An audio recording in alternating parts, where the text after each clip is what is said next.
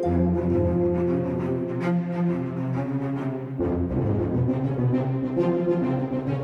Trekkies, welcome back to another episode of Yelling About Star Trek. My name's Chris Fox, and I yell about all things Star Trek, and you listen so my friends and family don't have to. Today, I want to talk about the underappreciated series Star Trek Enterprise and why I think Netflix could actually turn it into one of the greats. More specifically, I want to talk about everyone's favorite Season 3 and why I think Netflix can actually turn Season 3 into what I would call not peak television, but perhaps peak television adjacent. Something that's not quite as good as peak television, but comes pretty close. Now, just for some background, as you might remember, Season 3 was perhaps the most controversial season of Star Trek ever, maybe not counting Discovery, but before Discovery, it was considered to be one of the most controversial seasons. And there were a few reasons for that. One, well, it was dealing with 9/11 and the War on Terror, which was specifically terrorism, something that Star Trek really didn't deal with. They did a little bit in DS9. They did a little bit in the original series, but not a whole lot. And the other reason that Star Trek Enterprise Season 3 was controversial was because of the storyline being a single storyline. So in essence, it meant that that entire season was devoted to one single thing, and that was, of course, them trying to find the Xindi weapon, destroy it, and save Earth from getting destroyed by that weapon. So those two things kind of made it pretty controversial, but then, when it aired and eventually that season concluded, people weren't that impressed with it, fans didn't like it, and Enterprise was like, well, okay, we did it, we did our best, we're back for Season 4, but now we really got to make sure that people like our show because we're very close to being canceled and this is our last shot. Season 4 was much better received. I enjoy Season 4 a lot, but Season 3, not so hot. Now, when thinking about Season 3, I think there's actually two key reasons that fans and critics didn't like the season at all. One, I think, was because of the tone. The tone of Season 3 was a lot darker than anything that Trekkies had ever seen at that point. Like, you can take a look at DS9, and DS9 was criticized for being a lot darker than TNG, but even with the darker themes of DS9, things like touching on war and terrorism and trauma, they still were done in such a way that while they were still dark, they still felt like Star Trek, and it wasn't just in-your-face darkness all the time. Whereas in Season 3, you get darkness all the time. You get characters that are just so concerned about Earth being destroyed that they're, in a state of panic. Characters' actions are a little bit darker. Captain Archer tortures some people. They maroon a ship. And so they just do things that are not very Starfleet-like. And, they're kind of miserable because they are in a situation where they don't know where the bad guys are and they have no idea if they're going to succeed or not. And if they don't, everyone they know and love is going to die. And you're also dealing with all the resource issues, the fact that they don't have limited resources, the fact that the ship does get damaged, and when it gets damaged, they stay in that damage for a long time. It doesn't get magically repaired. So you have that sense of darkness, everything's a bit grittier, everyone's really glum, and there's just a lot of doom and gloom in that season.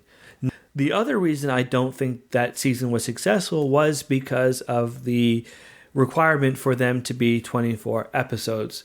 So these were, 24 episodes across the season, each episode airing a week after the previous one. So in essence, you're waiting 24 weeks for the conclusion of that story. Now that's fine when you're dealing with an episodic show or even a show that has something that is a bit more akin to DS9, where there's an overarching issue of the war, but it's not every episode that deals with the war, so it doesn't feel exhausting. But when your only mission is to find the Xindi weapon, destroy it, and save Earth, but you're doing that across 24 episodes, it can get a little bit exhausting, a little bit tiring, because, you have an episode where they're like, okay, episode 1, we're in the Expanse and we need to go find the Xindi. They find the Xindi. Oh, we need to find the homeworld. They get that information, then we have to wait until next week to see if they get to the homeworld. We find out it's not the right information. They need to go somewhere else. So it's just a lot of what I would call a fetch quest, but across 24 episodes in 24 weeks from, October to May or whatever that is. So it's just a long time. When you take into account both of those things, critics and fans were just like, this is not Star Trek. It's long, it's tiring, and everybody's miserable. Let's move past this. Let's not watch the season again. And I was with everyone. I watched the season. I didn't love it. I was relieved when it was over. I mean, there was stuff that was cool in it, but overall I didn't like it. And that would have been 2003. And so I think I was in probably grade 6 at that time. Didn't like the season at all. Season 4 came out, loved it. Watched season 4 all the time. Great. But didn't like season 3. But that all changed in summer 2013, when for some reason that summer I was able to borrow the complete series from a friend. I don't remember why I did it, but I borrowed the complete series and started watching it. And eventually I got to season 3, binged it over a couple of weeks or whatever it was, maybe a week. I want to say it's a couple of weeks. I don't want to say I was watching it all the time, but of course it's me. So I watch a lot of Star Trek and that's what I do in my free time. So yes, it could have very well been an entire week that I binged season 3. But when I binged it, I was blown away by how good it was. It was just phenomenal. And so I started thinking well, why did I not like it when it originally aired, but I liked it so much more in 2013? Well, I think there's a few reasons. One, I was a lot older and perhaps a little bit wiser, and I was more attuned to things like character development and this idea that, ships don't need to be pristine all the time, and that maybe a ship getting destroyed or getting really heavily damaged and them living within that damage for a few episodes is actually pretty good. So I liked those things, but more so than that was the format. The fact I was watching it on the DVD set, which meant I could watch episode 1, finish it, and then say, you know what, I'm in the mood to watch episode 2. So immediately start episode 2, and then go to episode 3, 4, and so on and so on, or so on and so forth. I don't know if that's the correct expression. I'm assuming it's so on and so forth. Yes, I'm going to go with that. And so I would just keep doing that, and I would binge the entire season, so it wasn't going over a period of 24 weeks. So I was not only able to keep track of the storyline a little bit easier because everything was fresh in my mind, but it wasn't feeling tedious, like, okay, now I have to wait another week or so just to find out that, well, they're still not getting anywhere, and they're no closer to finding out where the Xindi are and where the weapon is, and they're no closer to destroying it. So watching it back to back and being able to speed up when I got to watch it and not have to wait a week in between made the experience feel a lot, not fresher, but just it seemed to flow better. And I was like, okay, this is not just trying my patience. Another benefit with watching it on DVD was the fact I could skip all the clunky episodes. It's Star Trek, so of course they're going to have the classic, there's some alien virus that's mutating our people into aliens. Oh my goodness. And there's some other shenanigans that are afoot that are, what's this weird anomaly doing? Oh, maybe let's have some time travel, or other things that don't necessarily relate to the weapon. So you get these kind of clunky episodes that don't really relate to the episode, or rather to the entire season, and are just more, hey, we need to have something Star Trek light, and I'm making air quotes, which you can't see. But you're making it feel like Star Trek because you got to have some weird sci-fi stuff, which is fine. But when you're watching it week to week, those episodes like, oh, great, we're not even getting anywhere in the story because, look, they're running around turning into aliens. And, well, I could just watch TNG if I want that. So being able to skip those episodes was fantastic. It meant I could skip an episode and be like, all right, well, this one doesn't look good. I'm going to stop it and then go to the next one. Essentially what I was doing, I was skipping the filler episodes and I was watching a very concise story that was well acted and well told. And so in essence, I was able to skip all the crappy episodes that didn't really add anything to the story, and I was left with episodes that were really well crafted and well thought out. So when actually, viewing those episodes, it felt like I was watching a well-crafted, well-thought-out story.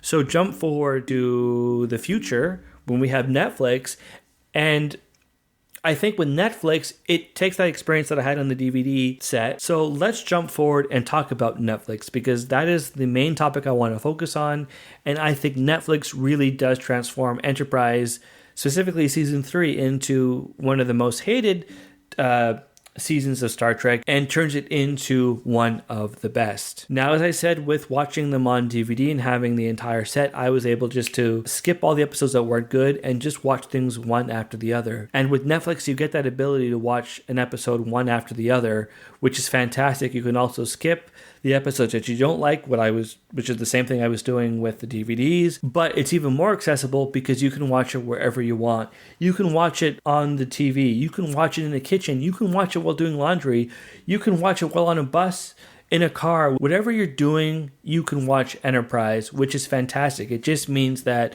it makes that experience so much easier. You don't even need to go into your cabinet, get the DVDs out, open the case, put them into the DVD player and turn it on and do the whole thing, which it sounds really stupid because it's not that much work. But when you're dealing with Netflix, it's like, oh my gosh, putting in a movie is just so complicated and so long. I just want to be able to open up the app and hit play. So yeah, Netflix really does give you that experience. But then the accessibility of Netflix really does give you the chance to experience Star Trek Enterprise in the best way possible. So you get a well-crafted story of season 3, but you also really get to appreciate some of the things that makes it so good. For example, the character development.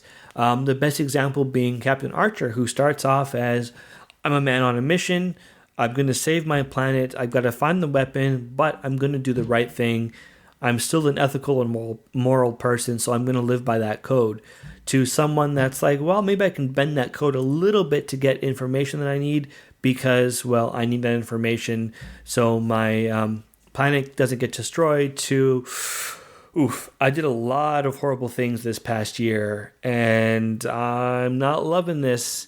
And you know what? Maybe I should die. Maybe I should give up everything because I made too many mistakes and no one else should have to suffer for my mistakes. And you know what? Dying is the ultimate sacrifice. So I'm going to sacrifice myself and destroy the weapon on my own. To someone who's finally back home, who succeeded, but is traumatized by what they did. And he's now on a quest to find himself again, to find Captain Archer from season 1, the Mr. Happy-Go-Lucky, like, hey, I'm just here for a good time. We'd love to meet you guys. Are you a cool alien species? Yeah, let's chat. Why don't you come over to the Enterprise for iced tea and a drink and a dinner, you know? So he finally ends up with that place of trying to find who he was when everything started in season 1. So I think, yeah, character development, fantastic. And one of the other things that I thought was so great about that season was the fact that Enterprise would get damaged and characters would have to live in that damage for the next episode or even longer than the next episode. And it wasn't just going to be repaired and then, you know, cleaned and turned into the pristine ship that it was when it left. That it was showing that, hey, things that happen in this episode are going to impact the next episode, which is something that I think cannot be underappreciated in Star Trek because that is so often not the case. And the damage, a perfect way of illustrating that. And finally, I thought there were some really good relationships in that season that were established. The main example being Tucker and DePaul. Tucker and DePaul are fantastic. You know, they always sort of get along in the earlier season. Season 1, they're kind of antagonistic, but season 2, they're more professional and they seem to tolerate each other. But by season 3, they really do start to, you know, develop a romantic bond, and they become what I think was perhaps maybe one of the best couples in Star Trek history. They're fantastic. And all of that unfolds methodically over season 3. It's not just one day, oh, they're in love with each other, but it's like it happens organically and methodically, and it's like you can really see the change from each episode to finally where they're like, hey, we're in love. What do we do about that? So that was one of the treats of season 3. You know, all of those things to me made Enterprise season 3 a truly fantastic piece of television. And if you haven't seen it yet, go and watch it. If you haven't seen it in a long time, go and watch it because it's a treat. And hey, there's a lot of negative stuff going on right now. And, you know, with coronavirus and the Trump situation and just all this garbage that, you know what, you deserve to go and watch something fun. Even though it's a little bit bleak, but believe me, it's a good binge. It'll be enjoyable and it'll just make the time go by really quickly. Which right now, I don't know about you guys, but I'm at the stage where I'm like, can I find something to do for the next hour? If I can, fantastic. That's an hour that I've just wasted, which I'm always looking for things to waste my time with because, man, I just have so much time right now when I'm not working. So, yeah, go check it out. Let me know what you think. Do you agree that season 3 is made better by Netflix and that it's maybe peak television adjacent? Or are you completely against Enterprise season 3, and are you just so turned off by the topic that you don't even want to watch Enterprise season 3 ever again? Let me know. Send me an email. Let me know what you liked about the episode. Let me know what I can improve in the episode for next time. And just either way, have a fantastic day, and we will see you next time.